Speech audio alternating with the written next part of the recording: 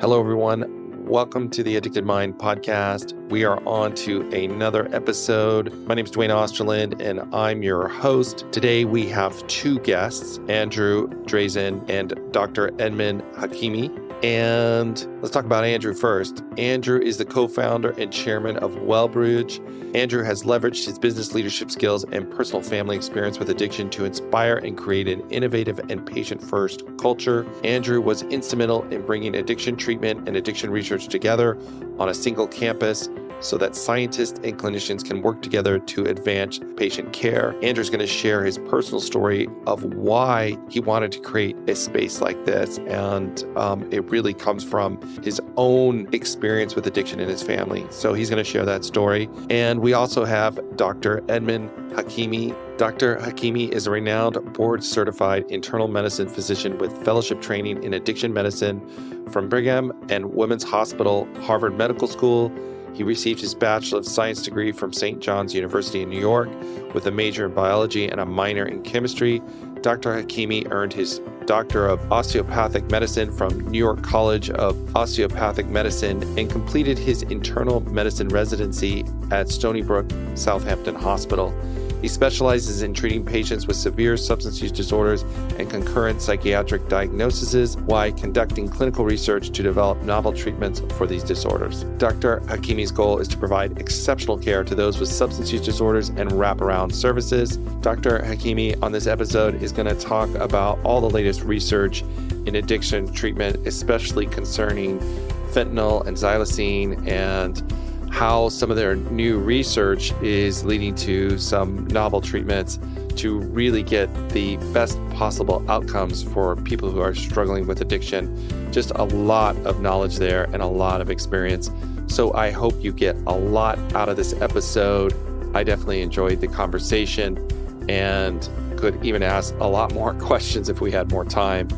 So I hope that you get a lot out of this episode as well. And if you're getting a lot out of the Addicted Mind podcast, please rate and review us in iTunes or share the podcast with a friend. And don't forget, click the subscribe button. All right, stay tuned for this episode. All right, everyone, welcome to the Addicted Mind podcast. My guests today are Andrew Drazan and Dr. Edmund Hakimi. And we're going to talk about Wellbridge. And we're going to talk about addiction and addiction research. And so I'm excited to jump into this conversation. Let's just have you both briefly introduce yourselves and tell us a little bit about you, and we'll get into all the work that you're doing. Hi, Duane. My name is Andrew Drazan, and thanks for having us today. I'm the original founder of Wellbridge. I started Wellbridge working on this 13 years ago. I'm the chairman of Wellbridge at the present time. I started 13 years ago. I'm not sure you want me to go into my history of Wellbridge at the moment. Would you like me to do that? Well, we'll get there. Why don't you jump in and tell us a little about you, and then we're going to get there, because I want to hear that story, because I think that's important. Thank you. Hi, Duane. Thank you for having us. My name is Edmund Hakimi. I'm the medical director of Wellbridge Addiction Treatment and Research. I've been here since July of 2022. Previously, I was also working here a year prior and as a consultant before I joined while I was doing my training up in Boston in Brigham Women's Hospital. Awesome. All right. So we're going to jump in. So let's talk about Wellbridge and what's unique about it. But Andrew, I want to hear your story about your motivation to form this place for addiction treatment and addiction research. Thank you, and thanks for the opportunity to share this. So I grew up in the 1960s in a town called Rockville Center on Long Island in Nassau County. And I had two brothers. We were all under the age of 10 years old. And I had a divorced mom raising us. In the 60s, my mom became depressed, being divorced, raising three little children.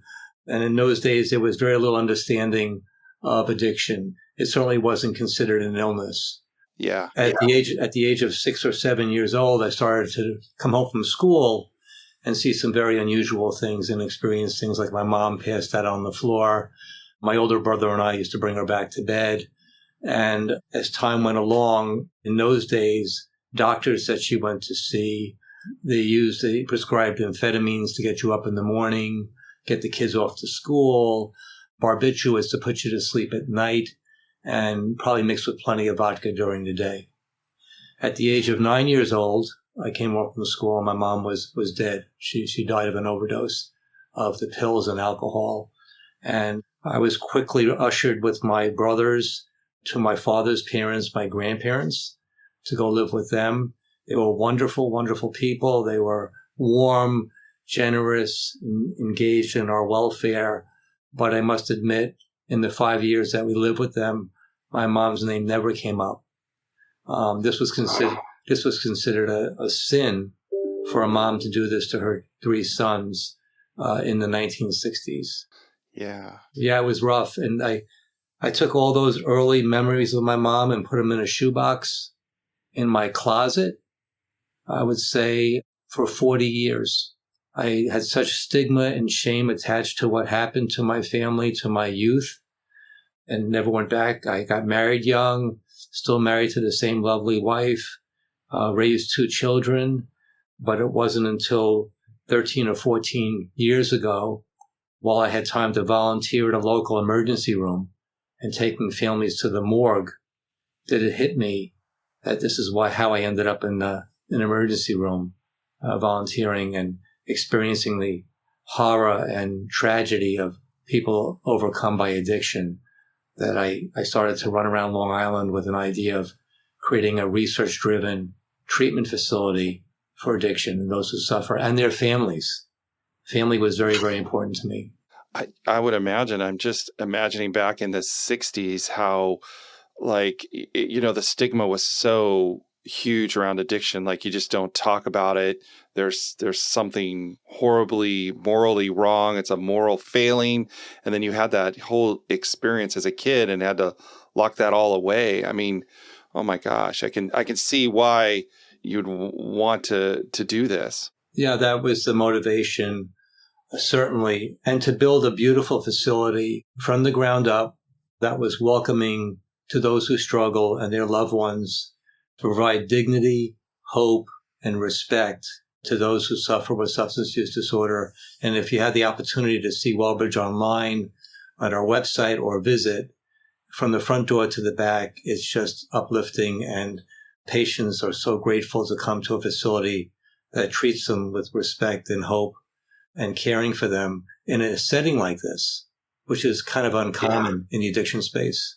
Well, yeah, with compassion and kindness, because all that shame keeps addiction in the shadows. You can't get help if you can't find a place that can be there for you and to support you through it. That's an amazing story, a lot of tragedy, but it sounds like at the same time turning that into something more, something better. Yeah, well, for me, I'm in my 60s now.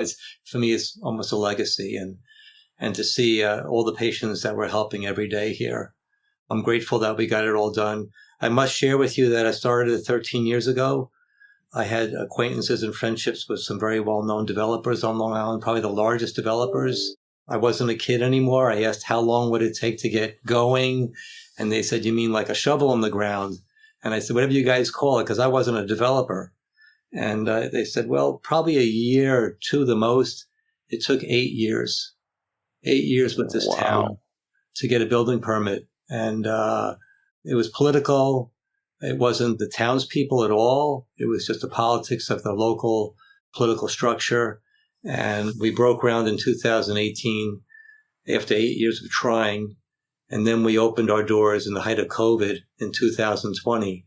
And I must share with you that congregate living was not high on anybody's list with strangers during COVID. So yeah, it was a tough year when we opened our doors up.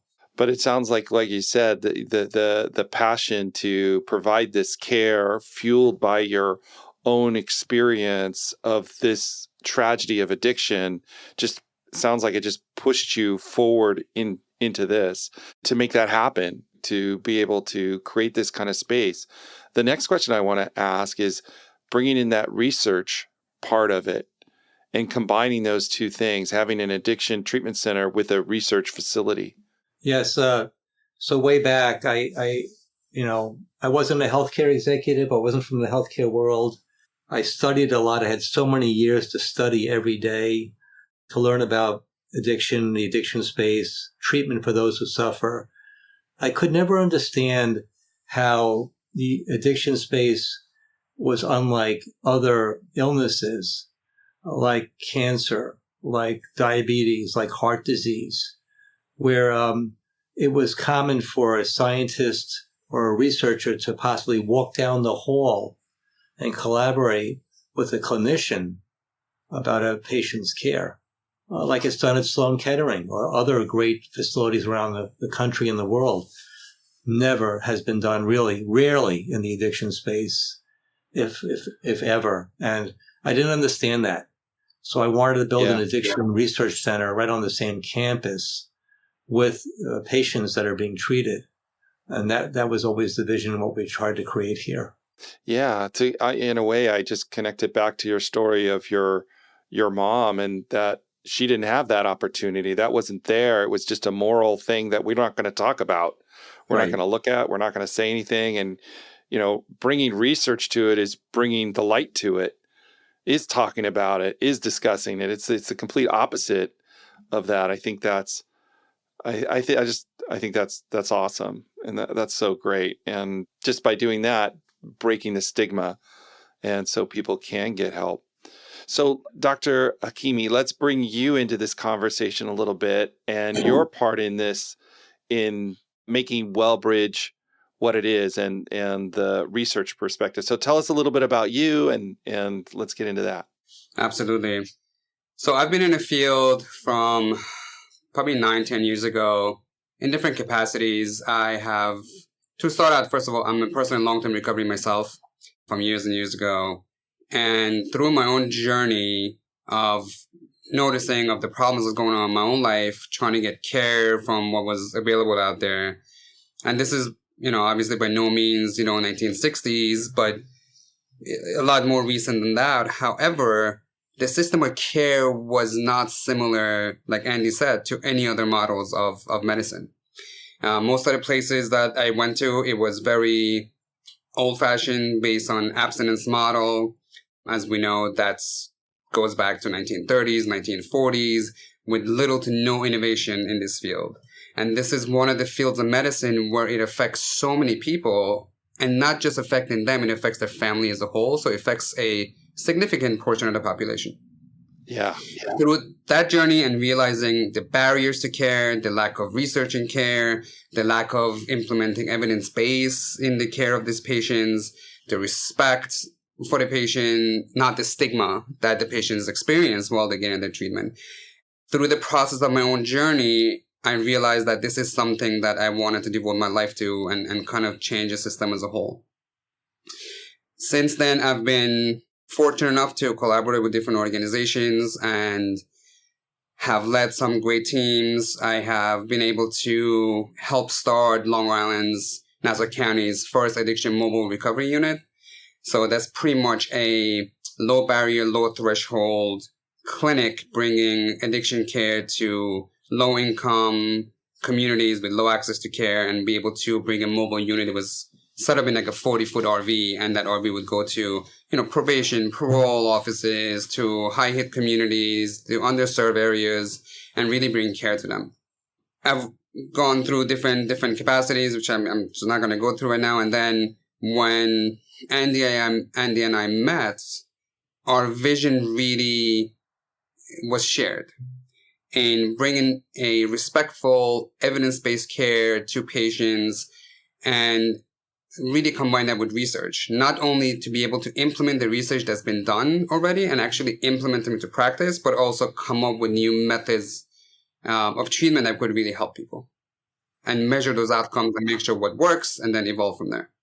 Right. So you can get accurate information of what is actually helping clients. So let's talk a little bit, like when you say evidence-based, what does that mean in addiction treatment? Great. Thanks. That's a great question.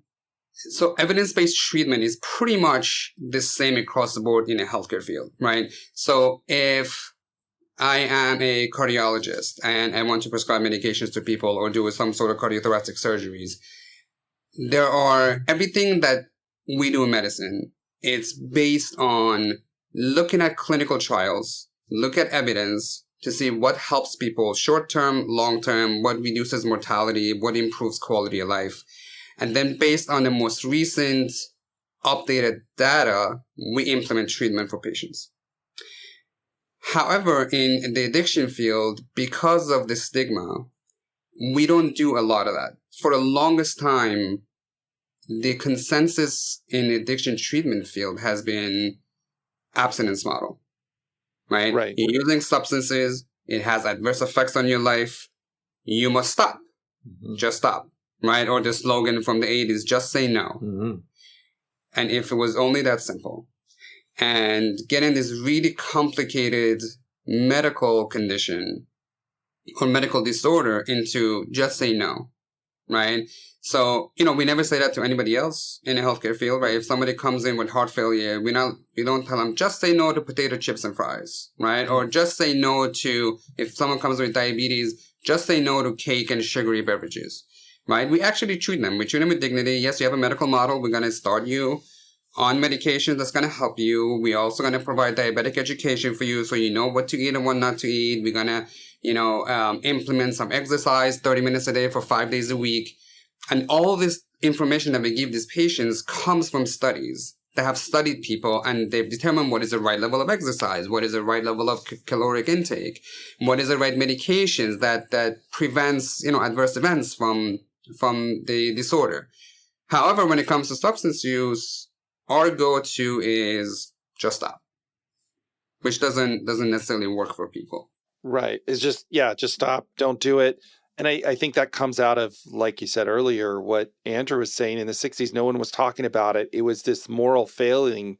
And it had nothing to do with our body, our brain chemicals, our hormones, our life events. Right. That's absolutely correct, Duane. And although, this is what I kind of want to portray. So the treatment of substance use disorder is definitely a spectrum. It goes from harm reduction, right, where is supervised injection sites and all that stuff, all the way through abstinence. All of those are good treatment, right? So the abstinence model is the ultimate, the best, right? That is the go-to, fully on the other side of the spectrum. However, it's not achievable for many people. And what has come from the data is that has about a 95% failure rate. Wow. So if I'm going to go back to the cardiologist example. So if I'm a cardiologist and I prescribe something for one of my patients and he has a 95% failure rate, in weeks or months, I'll be pulled in front of a jury asking me, hey, Dr. Hakimi, why did you prescribe something to your patient for their heart condition knowing that he had a 95% failure rate? However, when it comes to substance use, that is the go-to. So my mission has always been, yes, that is maybe the goal for some people, and that's respectable, that we can help them achieve that. However, we have to educate the public, educate the patients, set up a system of treatment that supports the full array and the full spectrum of treatment. Right. No, that makes a lot of sense, that this is much more nuanced than just, abstinence or using. There's a whole spectrum in there. One of the questions that's coming to my mind is asking about, how do we measure that outcome? When we say failure rate, what does that actually mean? How do we measure that? Because it's also about, I guess, life satisfaction, feeling good in your life, maybe lack of depressive symptoms or lack of anxiety, or how do you measure that, I guess, is my question. So that goes to the design of the study, that whatever they determine is the primary outcome for a study. So, for example, for somebody, that design of a study, like one of the studies that's out, the 95% failure rate, since we brought that up, the design of the study was discontinuation of treatment. Right. Okay.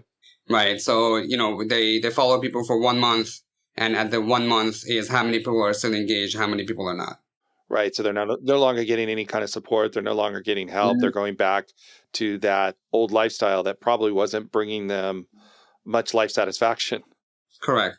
Or it can be, in a different study design, it can be a return to use or relapse. So it would be, you start person on buprenorphine, which is, Suboxone, the brand name, or abstinence model, and you compare them. And one of the old studies that was based out of Europe, this is years ago, this is one of the original studies of buprenorphine. So it's buprenorphine, I'm just going to say Suboxone because it's more well known. I just use the brand name here, versus abstinence. And it showed that within 30 days, 95% of the people had returned to use versus 70% of people on buprenorphine still engage in treatment. Right. What about when you start to put all this together and you start to have, you're treating individuals, but you're also looking at what is effective for them. How are you incorporating that into Wellbridge's model to be able to pull those things? Do you have multiple studies going, or are you also studying different treatment options? Does this type of treatment, medical treatment maybe, but also, cognitive behavioral or dialectical behavior or, studying these different things? How do you start to put that together to pull these two pieces together?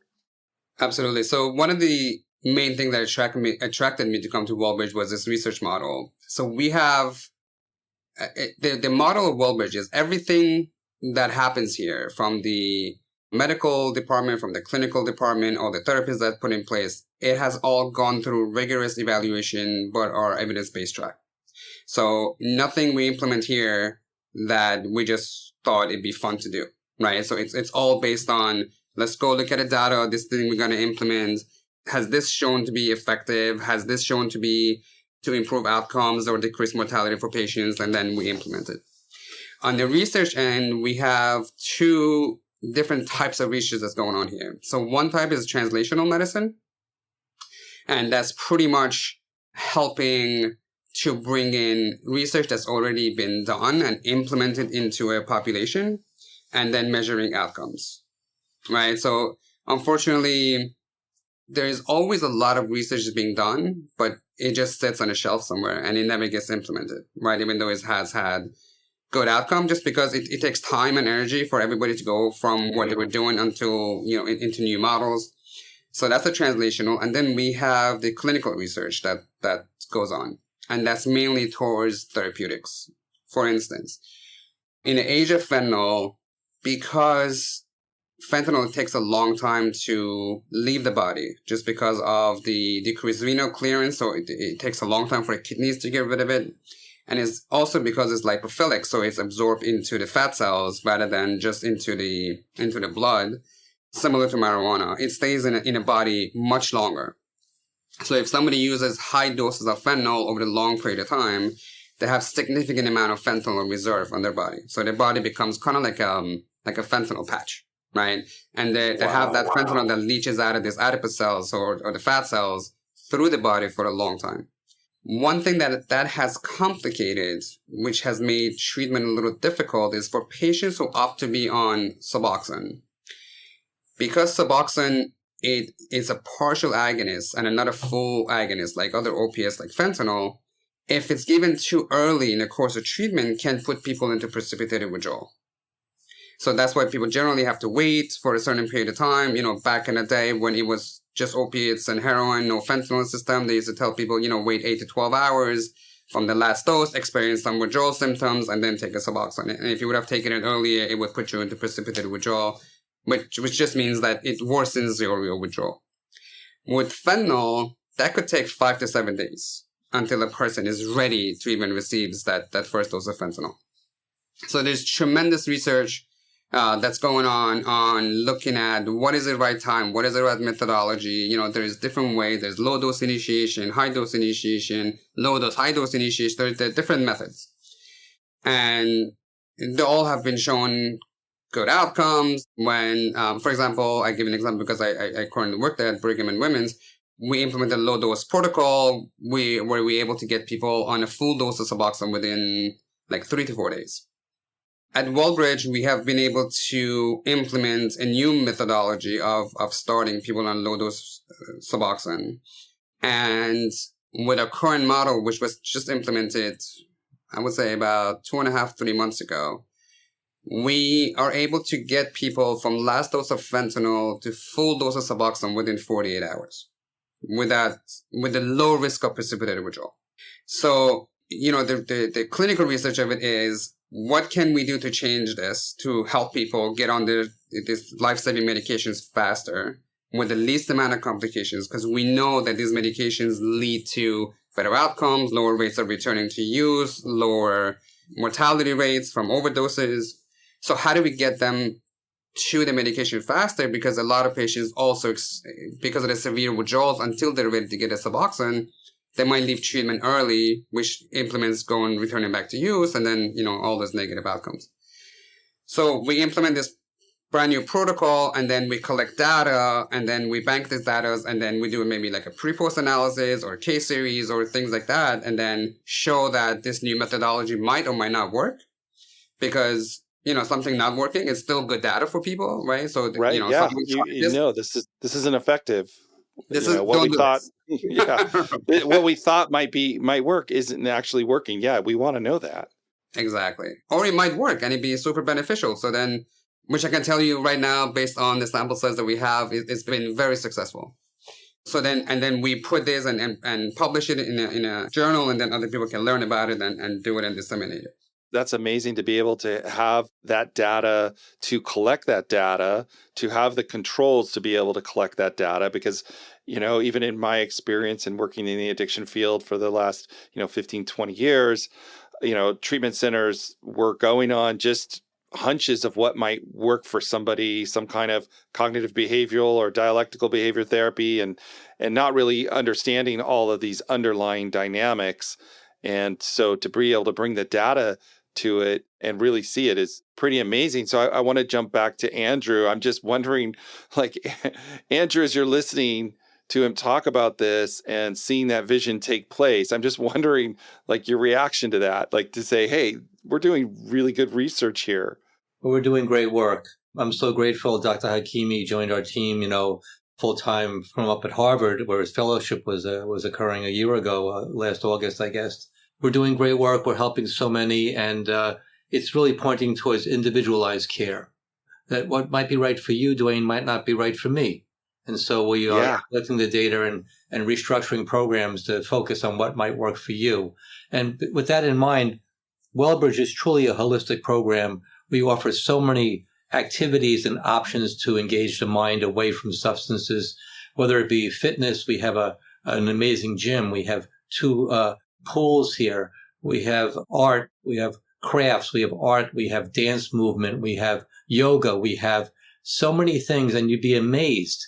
People who haven't gone to a job in years are now getting up at 7 a.m. to go to the gym, to go to a yoga class, to go to a creative arts session, to create some kind of sculpture, to go to a dance movement therapy session. These are all things that are offered here. And with the better weather coming out now, there'll be excursions for bicycle rides away from Wellbridge. We have an outside basketball court. We have volleyball. We have so many things. And to see the patients getting well and getting healthy in a short time that they're here, and it is a relatively short time, it's truly remarkable.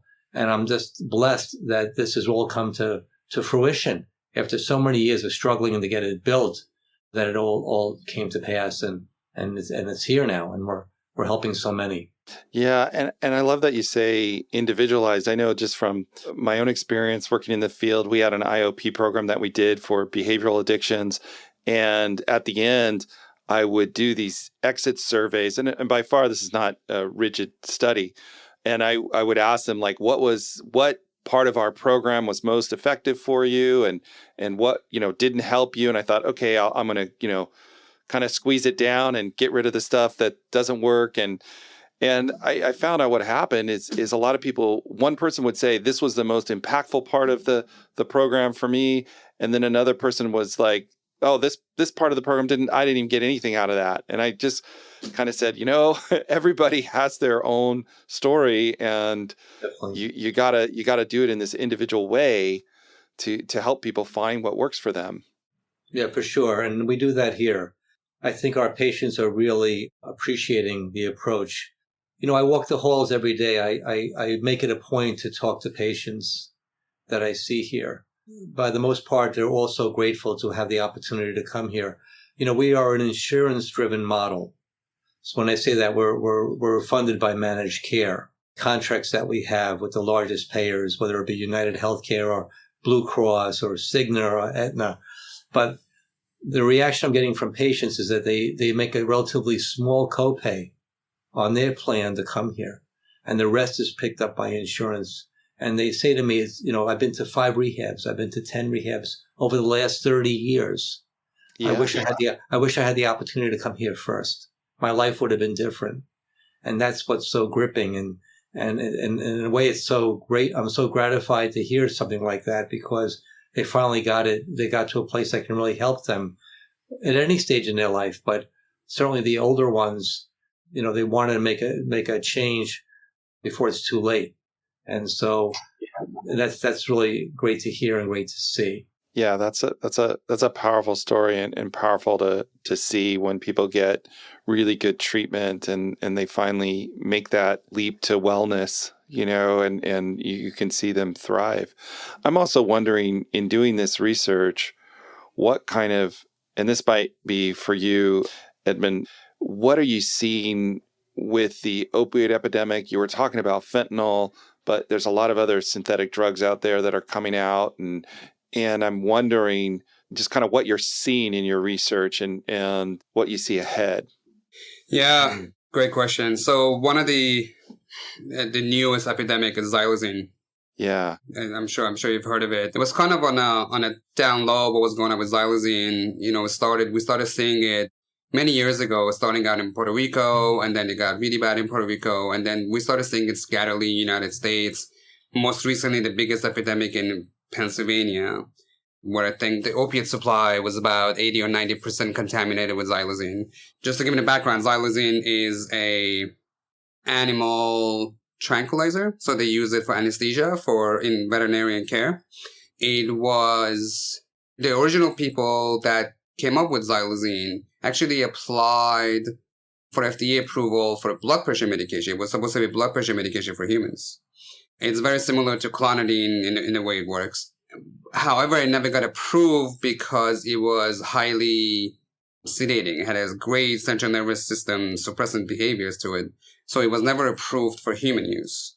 However, they reformulated it and got it approved as a sedative for animals, right? So in veterinarian care, it's used a lot during surgeries, procedures, things like that, which is, it has a place for sure. However, it found its way to the opiate drug supply. And now we're seeing a tremendous amount in New York. We see it, it has been tested and found in 48 states so far. So it's everywhere. And people are seeking it because what it does is it does 2 things. One, it potentiates the effectiveness of the opiates, and it elongates the duration of its effect. So fentanyl is a very short-acting opiate. As people start using it, they have to use it very frequently because it kind of goes through that peak and trough really rapidly.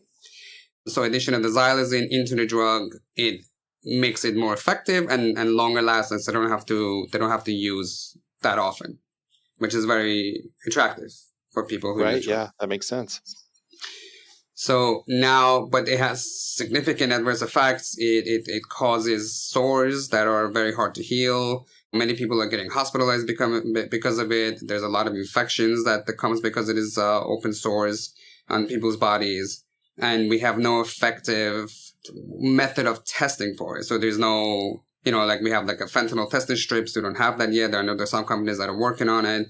To do a urine drug screen, only very, very few laboratories offer testing for it, which takes 5 to 7 days to result, which at that point, the person has kind of gone through the treatment. And it has become kind of difficult in the general population with misunderstanding of people who overdose and Narcan. And because it works differently, and there's something I kind of want to put out there because this has been an issue, and I'm kind of on a mission to bring this out to public's eye. So if somebody overdoses and you give them Narcan and they don't respond because of the xylazine that's in there, because it suppresses the central nervous system, However, xylazine doesn't suppress the breathing properties the way fentanyl does. And these people die of overdose because they can't breathe, so they can't oxygenate the brain or the heart, and then the person dies. Narcan still, or naloxone, still reverses the fentanyl part. So the person might remain sedated, looking like they never reversed the overdose. However, they start breathing. So Right. I know there's statements being put out there by different senators and different public figures that, the naloxone is no longer effective against overdoses because of xylazine. It's not true.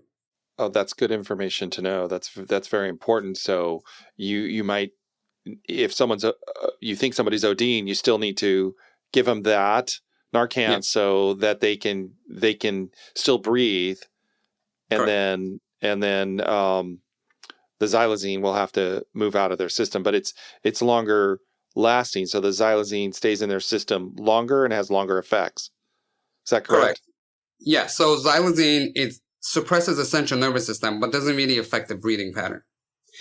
Fentanyl does both, right? It suppresses the central nervous system, and in two different methods, by some of the function in the brainstem, it decreases the drive for the person to breathe. And in some cases, it causes what's called a wooden chest syndrome, where it just stiffens the ribcage so the person cannot breathe. So that reduced drive to breathe and the wooden chest syndrome is reversed by naloxone or Narcan. However, the person might continue to remain sedated, but that's okay because they can be sedated and still be alive, whereas the fentanyl prevented the breathing, which can cause death or significant brain damage if it goes on for longer and so on and so forth because of the hypoxemia that's occurring. So I would say give the Narcan, monitor for breathing. If the person is breathing, then at least you've done that job, and obviously, call 911 and then get the authorities involved in the paramedics and everybody else involved to get the person to the hospital and get the care. But don't not use Narcan because you think there might be xylazine, or give 2 doses of Narcan and the person is still not responding and think what you did didn't work. Right. And are you seeing, and I don't know if this is in your data or not, but is these kind of drug cocktails that they're creating with all these new synthetic drugs, are they becoming even more addictive or even harder for clients to get recovery? I don't know if you have the data on that yet, but I'm just wondering what you're seeing anecdotally. Yeah. It doesn't get more addicted than fentanyl. So Right. that's, I guess, in all the bad news, that's the good news. Right. But all the agents that they are bulking up the supplies with is just to improve the effects of fentanyl for the person who wants to use the substance. So a lot of these substances are cut with mainly diphenhydramine or Benadryl, right? Because it has like a relaxing sedative property, so they kind of mix that in there, right? Because back in the day, like let's say 1 gram of heroin used to look like a certain amount. Now you need a very small significant portion of that for the same effect. So now you have to add bulking agent to make it be a full gram, right? So they add all these mix of cocktails. So, there are great websites where they test, this is federal websites that they test the drug supply in every area, and they give a breakdown, diphenhydramine, different formulation of fentanyl, carfentanil even in some of them. There's benzodiazepines in some of them. It's like a soup, right? That they make and send out. So I don't know if it's worsening the epidemic, but it's definitely, because the drug supply now is all fentanyl, is definitely worsening the mortality from it. Yeah. So, for example, there is data that shows the number of people that are using substances are not more now. However, the mortality rate from the substances are significantly higher. So it's the same number of people using, but a significant portion of them are unfortunately dying because of the potency of the drugs. Yeah, it's such a tragedy, and so many young people too, right? Who, now have such easy access to some of these drugs that they don't even know what they're getting. But the data is distorted. If you look at all the lives being saved by Narcan, and now it's going to be available at retail like CVS and other stores. Yeah, it's going to be so impactful to save so many more lives. But So people are thinking that the epidemic is declining. It really isn't. It is not. Without Narcan, the numbers would be way up. So it's still there. it's still there. What are, in doing your research, just wondering what are some of the maybe more cutting edge modalities that are coming out that are really helping, that you're seeing or that you're pursuing to see if we can help with this epidemic, we can help with addiction, bringing lives back? Yep. Great question. So there is, in the addiction field as a whole, there's a ton of cool research that are coming out in different therapeutics. For example, there's a first formulation of extended release buprenorphine, or Sublocade brand name. That's been out for a while now, and that's been really, really helpful to have for patients. It's, the outcomes of the extended release are proven to be significantly better than the sublingual. There's patients that have issues with compliance and taking medications every day or a few times a day who do much better on it. Once a month? Once a month. Injection. Correct. Well, once a month injection. And so that, oh my gosh, that would be so incredibly helpful to be able to have that. That's amazing. Yeah. We already have that. We already prescribed that. So it came out, we'll say about a couple of years ago. And it's been very, very helpful. We offer that here. So, they're on Suboxone for about 7 days, as long as they tolerate it. They receive an extended release, which is done every 4 weeks to every 30 days. There is no peak and trough, so they don't wake up in some withdrawal and now they have to take their Suboxone sublingually. It just keeps a steady state in their serum. So they just sit at, no craving or little craving, things like that. And because it has, at those levels, it has such high affinities for their opioid receptors, and because people cannot not take it because it's already in their system, it's also very good at overdose prevention. Because even if they use on top of it, they have no available receptors for the fentanyl to attach to cause an overdose. Right, so it's been significantly helpful. There's another one coming out. There's another extended release buprenorphine formulation coming out, which is a weekly. The advantage that it gives is that it comes in different strengths. The original Sublocade, it comes in only 2 different strengths. This new one comes in more strengths, more compatible with sublingual dosing. So that's good, but it's a weekly dose. And there's research going on that weekly extended release buprenorphine formulation to start people right. Like if they took a fentanyl right after, if they come to a hospital or a treatment facility, we don't have to go through all this like low dosing or high dosing or waiting 3 days or 7 days to get them on a low, appropriate dose. You could just give them the shot right there. And because it takes time to build into the system, it kind of low doses itself into the system. And it's been shown to be, in some studies, that's been effective. So that's some of the cool stuff that's going on in the field as a whole.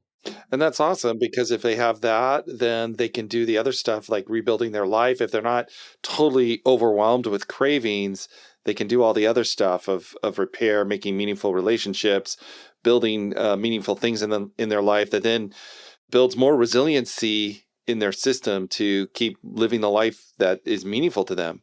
Mm-hmm. Correct. Because addiction is a biopsychosocial spiritual disease, right? So, yeah. And it's very hard for a lot of patients. I know we talk a lot about opiates, but even with alcohol use or benzo use disorder, by the time patients come to me, they're already very severe substance use disorder, right? So they've gone through different modalities, different providers, different therapeutics, and that failed. And that's how they kind of come in front of us.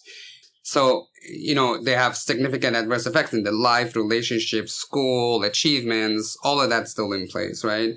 So when a person is taken off a substance, they're not ready right away. Like they have so much craving and that drive, they've been using substances for years and years and years. And that's what they know. That's the life that they live, right? That compulsion, that obsession with use.